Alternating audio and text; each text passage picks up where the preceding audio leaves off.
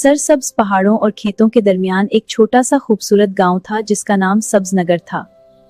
इस गांव के आखिर में मिट्टी का एक पुराना सा घर था जहां दादा जान और दादी अम्मा रहते थे। इनके घर का आंगन बहुत खास था। आंगन में एक पुरानी 2 कुर्सियां रखी थी।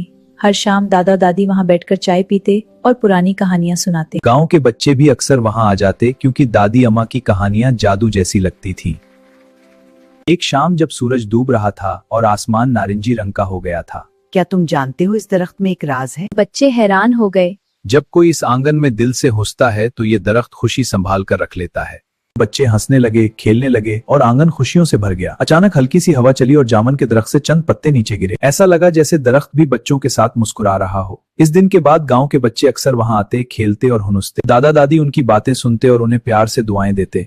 कुछ साल बाद जब बच्चे बड़े हो गए और गांव से दूर चले गए, तब भी जब कभी वो वापस आते तो उसी आंगन में बैठकर इन्हें वही पुराना सुकून और खुशी महसूस होती है। क्योंकि वो आंगन सिर्फ मिट्टी का नहीं था, वो मोहब्बत, कहानियों और यादों का खजाना था। सबक: दादा दादी के साथ गुजारा हुआ वक्त जिंदगी की सबसे खूबसूरत याद बन जाता है।